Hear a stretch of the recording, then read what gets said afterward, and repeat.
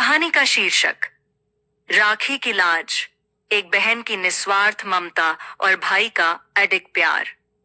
यह कहानी है राजस्थान के चुरू जिले के छोटे से कस्बे लक्ष्मणगढ़ की। यहाँ रहते थे संतोष और उसका छोटा भाई रघु। माँ बाप बचपन में ही एक हादसे में चल बसे थे। संतोष ने माँ बाप बनकर रघु को पाला। वह भाई को गोद में खिलाकर स्कूल ले जाती, खेतों में काम करती और सिलाई का छोटा सा काम भी करती थी। रघु के लिए वह सिर्फ बहन नहीं, पूरी दुनिया थी। बचपन का संघर्ष और बहन की ममता। रघु की उम्र सिर्फ 6 साल थी जब माँ बाप की छांव छिन गई।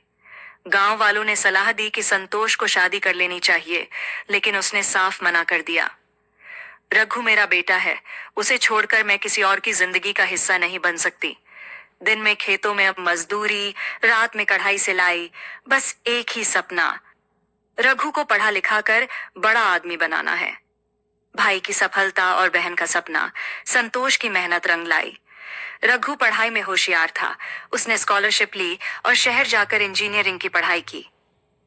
4 साल बाद रघु एक बड़ी कंपनी में नौकरी पर लग गया। वो अपनी पहली सैलरी लेकर बहन के पैरों में रख देता है। दीदी, ये सब तेरी बदौलत है। तू ना होती तो मैं कुछ भी ना होता। रघु की शादी और नए रिश्तों की शुरुआत। कुछ समय बाद रघु की शादी हुई। बहन ने बहुत प्यार से अपने हाथों से भाभी के लिए कपड़े सिलवाए, ससुराल वालों का सम्मान किया।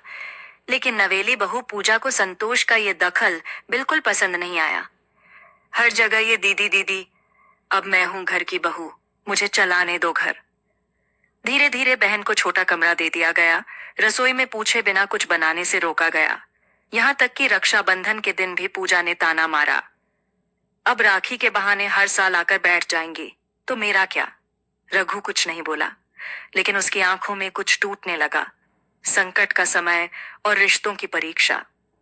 एक दिन संतोष को खबर मिली कि उसके नाम की सारी जमीन पर जालसाजी हो गई है। उसने जो थोड़ी बहुत पूंजी बचाई थी, वह भी चली गई। घर में सबने चुप्पी साध ली। पूजा ने तो यहां तक कह दिया, दीदी अब आप यहां से चली जाएं, हम अब खर्च नहीं उठा सकते। रघु ने गुस्से में कहा, ये घर जिस औरत के बल पर बना, उसे तू घर से निकाल रही है। जिसने मुझे खड़ा किया, आज मैं उसे गिरते नहीं देख सकता। राखी का दिन फिर एक अग्नि परीक्षा। रक्षाबंधन आया। संतोष ने पहली बार तय किया वह राखी नहीं बांधेगी। पूजा ने ताने मारे, अच्छा हुआ ड्रामा कम होगा। लेकिन उस दिन रघु सुबह सुबह संतोष के कमरे में पहुंचा। उसने अपने हाथ में राखी रखकर बहन से कहा, इस बार मैं तुझसे राखी नहीं बंधवाने आया, मैं तुझे अपने घर की सम्मान की देवी बनाकर ले जाने आया हूं। अब ये घर तेरा होगा और जो तेरे सम्मान से खेलेगा वो मेरा नहीं। पूजा ने विरोध किया, पर रघु ने साफ शब्दों में कहा, जो बहन के साथ नहीं, वो मेरी पत्नी होकर भी मेरे साथ नहीं हो सकती। नई शुरुआत और बहन की पहचान। रघु ने बहन को एक छोटा सा सिलाई सेंटर खुलवाया। धीरे धीरे संतोष गांव की महिलाओं को रोजगार देने लगी। पूजा, जो सबक सीख चुकी थी, कुछ महीनों बाद खुद आकर संतोष से माफी मांगती है। दीदी मुझे माफ कर दो, आपने जो किया वो मैं कभी नहीं कर सकती थी। संतोष ने मुस्कुराकर उसके सिर पर हाथ फेरा। रिश्ते ताने से नहीं, माफी और समझ से निपटे हैं। राखी की लाज। रक्षाबंधन के 1 साल बाद पूरा गांव संतोष को शक्तिशाली दीदी कहने लगा था। रघु ने उस साल अपनी बहन के नाम एक एनजीओ रजिस्टर करवाया, राखी की लाज फाउंडेशन, जो असहाय महिलाओं को आत्मनिर्भर बनाता है।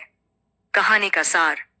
रक्षाबंधन सिर्फ बहन के द्वारा भाई की रक्षा की कामना नहीं है, यह भाई के द्वारा बहन की सम्मान, अस्तित्व और आत्मनिर्भरता की रक्षा का व्रत भी है।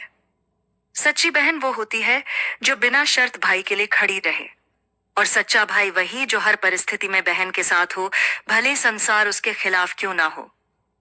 राखी का धागा कभी कमजोर नहीं होता, अगर उसमें प्रेम, त्याग और आत्मसम्मान की गांठ बंधी हो।